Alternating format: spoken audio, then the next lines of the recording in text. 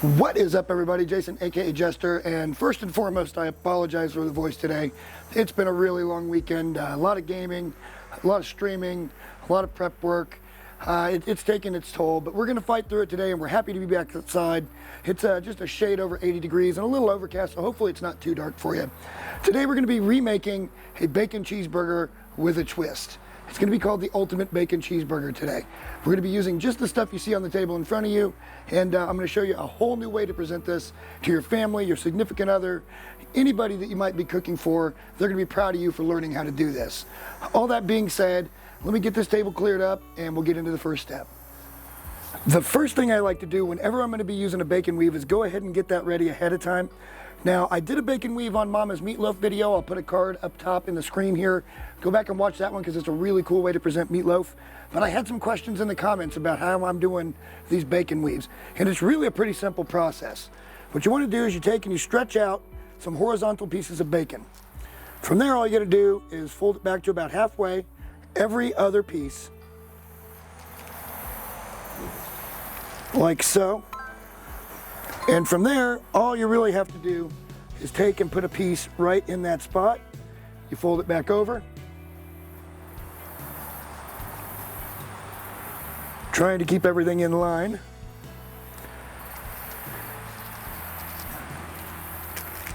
And then you're just going to repeat the process but opposite. So every other piece now, you're going to go halfway across. Fold it back over to that vertical slice of bacon, and then insert a piece of bacon. And I do like to go opposites. Something like so. Fold that back, so on and so forth until you get the desired look.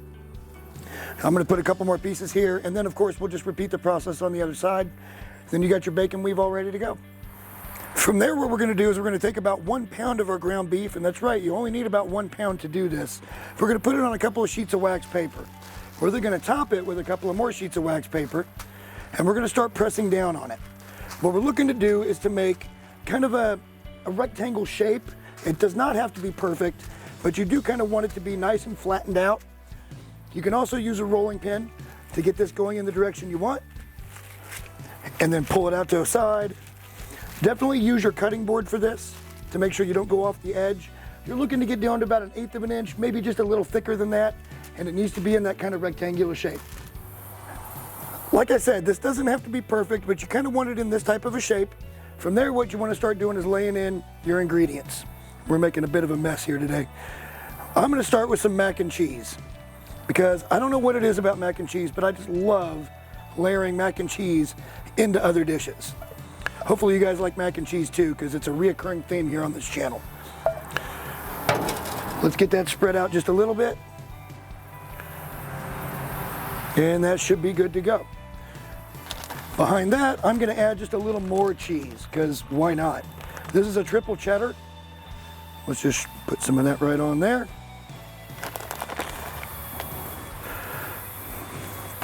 Like so.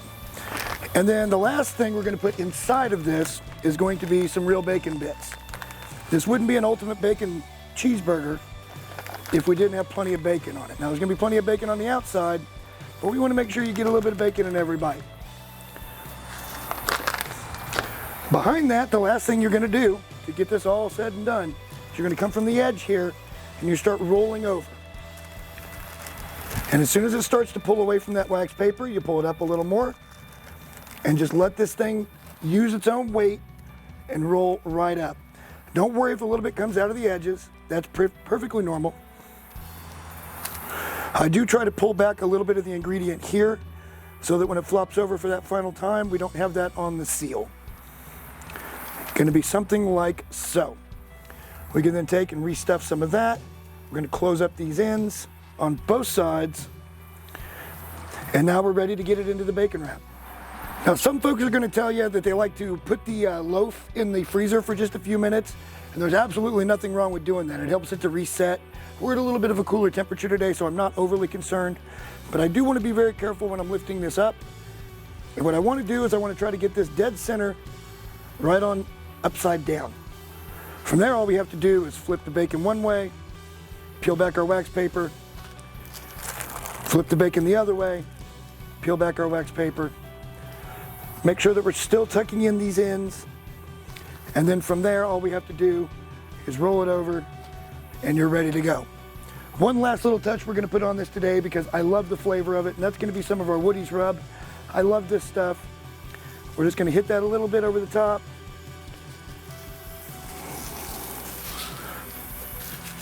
This is ready for the smoker. We're gonna be going at 250. I expect this is gonna be about 2.5 hours. Now, as you guys that have been with me for a while know, that Traeger that we have over here, sometimes it's best to let it run on the smoke cycle. I'm not gonna worry about that too much today because the bacon's already smoked, and I think it's gonna be just fine if we just go ahead and cook it and let the natural smoke with the cook that comes in off the pellets. But like I said, about 250, I expect about 2.5 hours, and then I will be back and show you how we're gonna present it. And what do you know, about 2.5 hours later, you get this really nicely colored loaf. Let's just go ahead and cut straight into the middle here. And we're gonna open that up for everybody to see. And that's what it's gonna come out looking like. This is just a really, really cool dish. Something that I came up with a while back as a style for what they call a fatty in the barbecue world. I'm gonna take this, set it aside for just a second.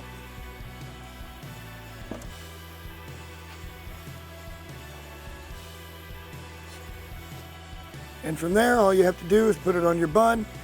You could top this off with crispy onion straws. You could just do some ketchup and mustard, maybe a little pickle. I love this so much. It's such a good dish. Hopefully you guys like this kind of stuff because I love making it. It's just a really nice way to spice up a basic dinner. If you do, like, subscribe, comment. I love being engaged. Till next time, guys, thanks for watching. We'll see you in the next video. Bye.